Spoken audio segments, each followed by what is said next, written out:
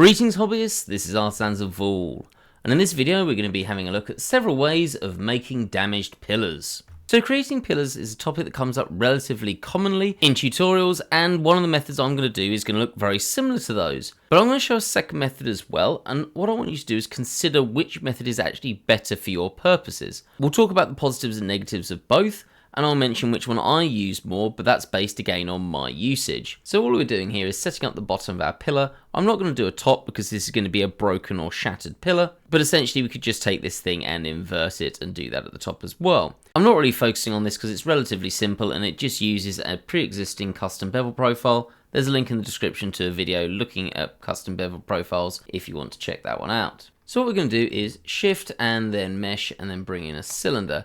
And I'm going to bring this down to about 32, I think. Yeah, that should probably be about right, because we're going to do this in the method that generally gets shown as tutorials more often. Now, I think this is probably because most people, or the assumption is that most people use Blender for CG work, and for that we have certain requirements. So what I'm going to do is go into edge mode, Control and R to bring in an edge loop in the middle, escape, and then Control and B, and then bevel that, and then I'm going to scroll down so that there's only one bevel. So I'm doing this to make sure I've got some segments in the middle that I can work with. Then I'm going to go into face mode, and then I want to go to select, and then check a deselect, and then I can just extrude these inwards, either with Q, and then Alt and click on E in macro, or if you don't have hard Alts, which is a paid for add-on, so some people don't, though I'd really recommend getting it, you can bring out the T panel on the side, come to extrude, and I want to extrude along normals, and then I can just grab those and move those inwards. So we'll go with somewhere around there. Then if I tab and then go into object mode, I can press Control and let's say 2 or maybe 3 to add in the beginning of our detailing that goes on this pillar. And we've got a few things to do. The first, I'm going to go into edge mode, press Alt and select that top edge. And then I'm going to do the same on the bottom. So Alt and Shift and left click. And I'm going to press Shift and E and then make that have a edge crease to it. So you just press Shift and E and drag to the side, and then what I need to do is make these more round. So I'm going to press Control and R, click, and then drag this line all the way up to make this sort of better shape. And then all I can do is do the same thing on the bottom, or if you've got Mesh Machine, I can Alt and X and drag down to symmetrize. So either way, we want an edge at the top and the bottom to give these rounded edges. So at this point, we've got our pillar. Let's come out of isolation mode, and it looks fairly good. We can do other things to play around with it if we want to. So that's one way, the way that's typically shown on tutorials, and I don't think this is particularly great. Again, I'm very biased by my purpose, but let's have a look at the other way of doing this. So I'm going to Shift and D to duplicate those. Let's press X to move it on the X axis and move that over here, and then I'm going to select this and then Shift and S, and I'm going to move my cursor to this selected object and then bring in another cylinder. Now this time I'm going to up this to, let's say, 128 vertices, so it's nice and smooth. I'm going to G and Z that up, S and then Z to make it larger in the Z axis, and then S to scale a little bit more. Maybe somewhere about there. So somewhere about the same. Let's just bring that to about the same height. Let's Control and A and apply the scale, and then we're going to add in our insets. Bits of detailing, I think it's called fluting, that we've got over here. If not, feel free to correct me in the comments section. So I'm going to Shift A, mesh, and bring in another cylinder, which is going to be down here. But this time I'm going to bring that down to, let's say, 32 vertices. Could even be less than that. I'm going to S and scale that down to somewhere maybe there-ish, maybe a little bit more. I'm going to G and Y and bring that over to the edge of this central part, okay, the bit that's actually the pillar. So sometimes it's going to be easier to select those two and then isolate those so you can only see them. So I've got that there. Next, I'm just going to G and Z that up, or if you've got machine tools, you can press Alt and A to align it, but I only want it aligned on the Z axis, so it's now perfectly in the middle, and then we can just S and then Z and get that to the size that we want, so approximately to there. And then I'm going to come into the bottom, Control A and apply the scale, go into edge mode, select that and Control and B. And if it goes too far, I'm going to press C to clamp it and scroll up. Let's go for 8 there in terms of segments. Now again, I'm going to use symmetrize. You could do this again at the top if you wanted to. but I'm just going to use Symmetrize from Machine Tools to do that quickly. Then I'm going to clean this. There's going to be some vertices that are overlapping slightly because of the way that we did this at the top. So if I go into vertex mode, there's going to be lots of the same on top of each other. So I'm just going to use Machine Tools. Machine Tools is free, by the way. Mesh Machine you have to pay for. Machine Tools is free, and it has really handy things like if I just press 3, you'll see that it's cleaned up all of the issues that I've got with this, so now it's a perfectly manifold object. Then I'm going to radial array this around here. There's loads of methods of doing a radial array, either with hard ops or with geometry nodes. I'm going to put a link in the description to some videos on those, but I'm going to use hard ops because, well, this is what add-ons are for. They're for making your life easier, and all we need to do is go to radial array and then shift click, and I can add in as many as I want. So let's go for about there, and then, no, let's go for 20, and then click. So that's where I want them, and all I'm going to do is click, shift click, and control and minus, and then I can H to get rid of that. So out of isolation mode, and we've got our 2 pillars. Oh, I've brought that down too far. So let's Q and then ever scroll, and then drag both of those, and then G and Z up. So we've got 2 pillars here. Now I'm going to be clear about this. This one takes a little bit more time to possibly describe what I'm doing than this one does. But realistically, if I came to make these, I think they'd probably take about the same time. This one might even be a little bit faster, but pretty much it's the same amount of time. Now, they are very different in the way that they've been created, but realistically at a distance they look pretty similar. Now I know that this one has got perfectly rounded caps at the top, which is definitely a positive of this. This one I could come into this edge and start fiddling around with this, so to try and get this as perfectly rounded as I want, but I'm probably going to get them a bit elongated. At the same time, I could also do things like intentionally make them more flatter, so I have more control in that way. Whereas this one, I have much sharper edging here, which I actually quite like. I think it looks better and more interesting, especially at a distance. So there's 2 differences there. The biggest difference though is going to be that this one is made out of quads. Now this is why this generally gets shown in tutorials, because a lot of people use Blender for CG work. So this is going to be really important for those sorts of people. They want this to be made out of quads, or more realistically triangles.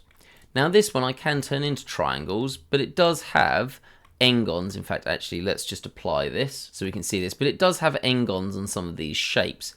And depending on your purpose, that could be a problem. We can always triangulate this to get rid of those n-gons, so everything will be triangles and it's not a problem. But some people won't like that. But to me, the big difference is this. If I come up here and go into statistics, this one is made up of nearly 20,000 vertices with our subdivision surface. This one is made out of just over 6,000 vertices. This version here is vastly, vastly more efficient. What I'll also say is before I'd actually applied this, so if I just go back to the point where this has got all of the modifiers, here I can go into my modifier stack here and I can always change things. For example, I could change the count on this down to, let's say, 18 if I want them to have a wider gap between them, or even more than that, I could go down to 15 and they have a very wide gap between them if I wanted to. And that just makes things much more efficient for changing this around. I'm going to take that back to 20 just so it looks more similar to the other one. Otherwise it's a little bit of an unfair test in terms of the vertices, because of course it will have less. But it does have a lot less. We're talking about nearly quartering the amount of vertices.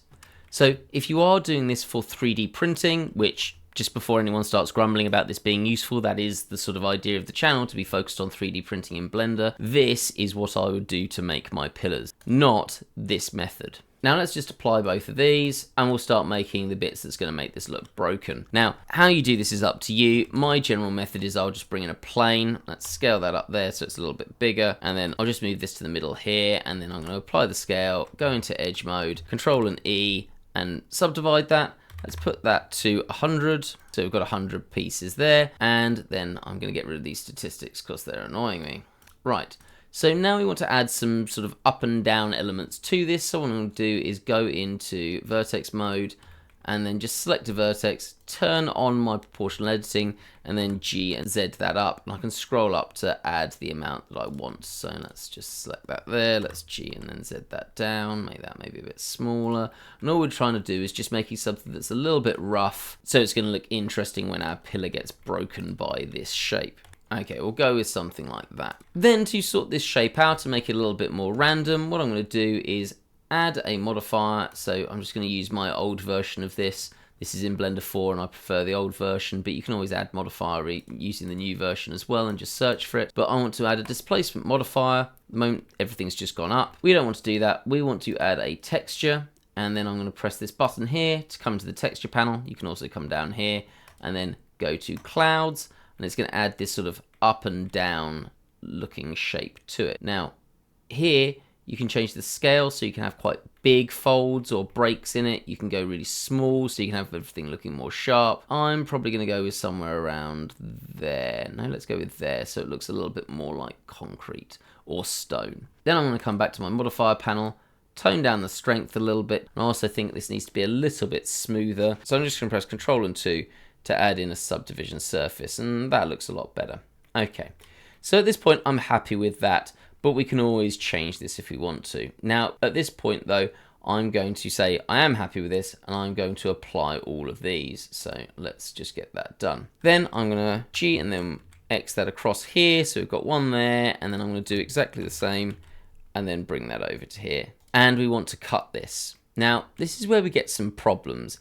This has a tendency to not work as well as I'd want it to. For example, if I click and then shift click here, what I really want to do is just cut this. So normally I'd press Control and then slash, and that would create a slash boolean. But you'll notice this often breaks and it doesn't keep both sections of it. So I don't want that. So what I'm going to do is instead select this, go into vertex mode, or actually face mode, A, and then E, and extrude this up. So I'm going to press Z to make sure that this goes perfectly up. Once I've done that, being that this is now a manifold object, even with these shading issues which aren't actually a problem, I can click, shift click, and Control and slash, and then H to hide it, and we actually get a good slash here. We've now got a model part here and a model part here. So we've got two separate objects which have been affected by this slash. And if I just press H to hide that, you can see we get this nice sort of broken up cut. But if we wanted to, because I've got this object here, I could always use this as something that's on the floor as some debris. So really useful. We're going to do exactly the same thing here. So face mode, A, E, and then Z to move upwards. And then once again, click, shift click, Control and slash, and then we'll get our boolean. Then let's just hide that and then hide that. And we'll hide this empty that was created earlier for our array. So again, two broken pillars. Both are perfectly acceptable, but if it was me for 3D printing, I'd be using this. I just think it's a preferable technique and a preferable overall result. But if you want these rounded edges, then this is possibly the way to go. If you're doing this for CG work, then this is the way to create an overall pillar. As always, I hope you found this useful. Please do give it a like if you did. Subscribe if you're not subscribed. And the channel does have a Patreon page if you'd like to support it any further. And this file is available on that Patreon, so you can have a play around with these different techniques to have a look at them. Have a great day, guys.